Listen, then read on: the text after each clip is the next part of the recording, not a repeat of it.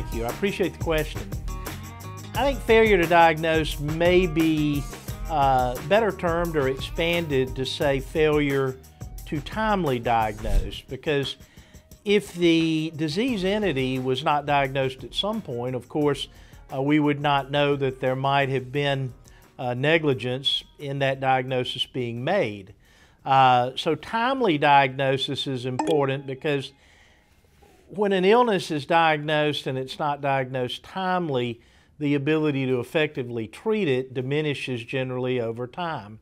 I recently had a case of an orthopedic surgeon who actually was seen for some heart symptoms and had a history of heart disease, and underwent some imaging studies that were appropriately ordered, but the echocardiographer who did the initial study made a finding of some real problems at the level of the aortic root, and other studies were recommended to get further information related to that problem. And the treating physicians who were actually managing the patient, in this case an orthopedic surgeon, failed to really heed his recommendations to look at these other studies. Well, in short, because those other studies were not done, an aortic root abscess, which was the result of an infected pacemaker wire, was not picked up for approximately 3 months after it was present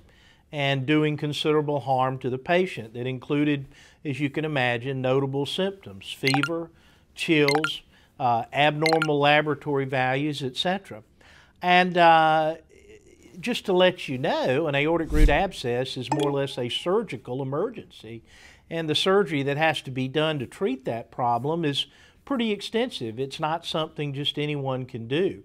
Well, the long and short of it is by the time the diagnosis was made, this orthopedic surgeon had a significant problem. In other words, the size of this abscess had enlarged considerably, and as a result, he had to undergo a very complicated, very difficult procedure. He did survive the procedure, but within 2 days following the surgery, he unfortunately died. Now, of course, the position there would be that had he been diagnosed timely, he likely could have been treated effectively and cured. But because of the failure to make the diagnosis in a timely fashion, this gentleman, unfortunately, had a problem that was a bad problem, but because it was not timely recognized and timely treated, what could have just been an inconvenience or a more minor or less complicated surgical procedure became much more complicated, and as a result, this gentleman unfortunately lost his life. And the damages in the case, of course, for someone who's an orthopedic surgeon are pretty extensive, particularly if they're working and earning a living. Those are damages that are recoverable. The medical expenses that may accrue following when the diagnosis should have been made may be recoverable. And the good news is, in certain cases where there's failure to diagnose, what actually has to be done does not really change. It just is done much later.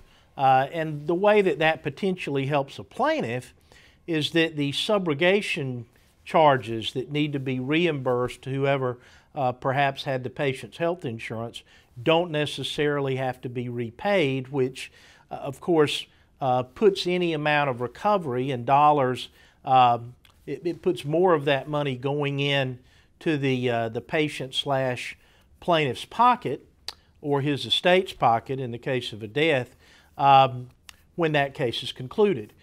So again, I think all of us realize that the need to pick up illnesses in a timely way, particularly things that are life-threatening, like cancer, heart disease, brain tumors, these type things that again are potentially life-threatening. Everyone knows and hears repeatedly that early detection is the key, and that's the truth. So again, the failure to pick up things timely can be the difference in a minor inconvenience and perhaps serious consequences, including death.